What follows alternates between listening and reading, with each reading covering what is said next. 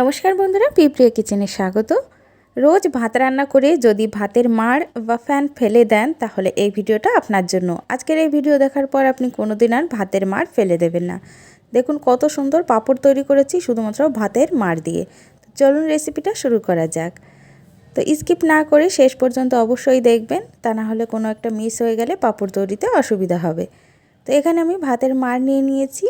এবার একটি গ্লাসের মাপে আমি এখানে 1 গ্লাস নিয়ে নিচ্ছি। যদি আপনারা কাপের মাপ বুঝতে চান তাহলে এতে প্রায় 1.5 কাপ মতো ভাতের মাড় হবে। তো আমি 1.5 কাপ ভাতের মাড় এখানে নিয়ে নিলাম। আর মাড়টা কিভাবে বুঝতে পারছেন দেখুন, অনেকটাই কিন্তু উপরে সর মতো পড়ে গেছে। এটা ঠান্ডা হয়ে গেছে অনেকটা, তাই এরকম হয়ে আছে। এখন ভাতের মাড়ের ভিতর দিয়ে দেব কিছু পরিমাণ ময়দা। যদি ময়দা না থাকে তাহলে চালের গুঁড়ো এর ভিতরে দেওয়া যেতে পারে, সেক্ষেত্রে পাঁপড়টা আরও সুন্দর হবে। তো অনেকেরই কাছে কিন্তু চালের গুঁড়ো থাকে না, তার জন্য আমি এখানে ময়দা দিয়েই রেসিপিটা দেখিয়ে দিলাম। ময়দা দিয়েই সুন্দর কিন্তু পাঁপড় তৈরি হয়ে যাবে। একটুখানি ভাতের মাড়ের সঙ্গে এরকম চালের গুঁড়ো হোক বা ময়দা বা কর্নফ্লোরও আপনারা এর ভিতরে অ্যাড করতে পারেন। এভাবে তৈরি করলে পাঁপড়টা বেশি মুচমুচে তৈরি হবে। বা আপনারা যদি শুধুমাত্র এখানে ভাতের মাড় দিয়েই রেসিপিটা তৈরি করতে চান তাহলে মাড়টা একটু জাল করে গাঢ় করে নেবেন, তাহলে এর ভিতরে এক্সট্রা আর কোনো কিছুই দেওয়ার প্রয়োজন নেই। 2-3 মিনিট ধরে গোল একটি চামচ দিয়ে খুব ভালো করে মিশিয়ে নিয়েছি। কোনো রকম দলা কিন্তু এর ভিতরে নেই। এখন দুটি পাত্রে আমি সমান পরিমাণে নিয়ে নিচ্ছি। দুটি ফ্লেভারে আমি তৈরি করব, তাই এখানে দুটি পাত্রে নিয়ে নিলাম। এখন এর ভিতরে স্বাদ অনুযায়ী লবণ অ্যাড করে দেব। এখানে 1 চামচ লবণ নিয়েছি, 1 চামচ লবণ দুটি পাত্রে মিশিয়ে দিয়েছি। এখন একটি পাত্রের ভিতর দিয়ে দিলাম কিছু পরিমাণ গোটা জিরে, অন্য একটি পাত্রে আমি দিয়েছি কিছু পরিমাণ কালো জিরে। এখন দুটি জিনিসই খুব ভালো করে মিশিয়ে নেব। শুধুমাত্র গোটা জিরে দেওয়াটাও কিন্তু পাঁপড়টা প্লেন তৈরি হবে, সেটা খেতেও ভালো লাগবে। আবার যদি এরকম কালো জিরে আর এর ভিতরে একটুখানি কুচি করে রাখা ধনেপাতা দেওয়া যায়, এই ফ্লেভারটাও কিন্তু পাঁপড়ের খুবই ভালো লাগবে। তো ভিডিওটা স্কিপ না করে শেষ পর্যন্ত দেখবেন, ভালো লাগলে অবশ্যই বন্ধুদের সঙ্গে একবার শেয়ার করে দেবেন। দেখুন দুটো পাত্রেই মিশিয়ে নেওয়া হয়ে গেছে, আর এর কনসিস্টেন্সি আপনি দেখেই বুঝতে পারবেন যে কতটা পাতলা বা গাঢ় করতে হবে।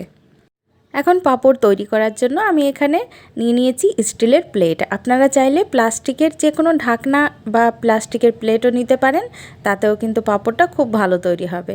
হাতে একটুখানি সাদা তেল লাগিয়ে নিচ্ছি, আর সেই তেলটাই কিন্তু প্লেটে লাগিয়ে দেব। প্রথমবার লাগিয়ে নিলেই হবে, পরবর্তীতে আর তেল লাগানোর কোনো প্রয়োজন হবে না। এখন ব্যাটারটা আমি কতটা পাতলা রেখেছি দেখুন, প্লেটে ঢেলে আপনাদেরকে দেখিয়ে দিচ্ছি। একদম পাতলাও না, একদম গাঢ়ও না, মিডিয়াম করে ব্যাটারটাকে তৈরি করে নিয়েছি। এখন প্লেটের ভিতরে দেওয়ার পর হালকা একটু এরকম নাড়িয়ে চাড়িয়ে গোল শেপ দিয়ে দিচ্ছি, যেহেতু প্লেটটা গোল আছে। তো এভাবে গোল শেপে আমি দিয়ে নিলাম। আর মজার ব্যাপার হলো, এই পাঁপড়টা তৈরি করার জন্য আপনার রোদ লাগবে না। রোদে দেওয়ার ঝামেলা ছাড়াই ঘরেই আপনি এই পাঁপড়টাকে শুকিয়ে মুচমুচে তৈরি করে ফেলতে পারেন। পাঁপড়টাকে এখন তৈরির জন্য ভাপ দিতে হবে। কড়াইতে বসিয়ে দিয়েছিলাম 1 গ্লাস মতো জল, তার উপরে একটি স্ট্যান্ড রেখে প্লেটটা বসিয়ে দিলাম। এখন ঘড়ি দেখে প্রায় 30 থেকে 45 সেকেন্ড টাইম লাগবে। যখন ভিতরটা দেখতে পাবেন এরকম ফুলে ফুলে উঠেছে, তখন ঢাকনাটা সরিয়ে নিয়ে এই পাঁপড়টাকে তুলে নিতে হবে। তো হালকা একটু ঠান্ডা হয়ে যাওয়ার পর তুললে জিনিসটা ভালো হবে, তাই আমি আপনাদেরকে আর দেখাতে পারলাম না। পরবর্তীতে একটি তুলেও দেখিয়ে দেব। যেহেতু অতিরিক্ত গরম আছে, তাই এটাকে তুলতে কিন্তু একটু অসুবিধা হতে পারে। হালকা ঠান্ডা করে নেবেন, তাহলে দেখবেন অনায়াসে পাঁপড়গুলো উঠে আসছে। আরও একটি পাঁপড় আমি দিয়ে দিয়েছি ভাপ দেওয়ার জন্য। এটা দেখুন আমি তুলে দেখিয়ে দিচ্ছি, গরম আছে তাও, যে কত সহজে পাঁপড়গুলো কিন্তু তুলে নেওয়া যায়। আমি এখানে একটি ছুরি নিয়েছি, আর ছুরির সাহায্যেই হালকা একটু কোনা করে এরকম প্রেস করলেই দেখতে পাচ্ছেন পাঁপড়ের শেপটা কিন্তু অনায়াসে চলে আসছে উঠে। প্রথমবার হালকা একটু তেল লাগিয়ে নিয়েছি, তারপরে আর তেল লাগানোর প্রয়োজন হবে না। আস্তে করে এখন টান দিলেই কিন্তু পাঁপড়টা উঠে আসবে।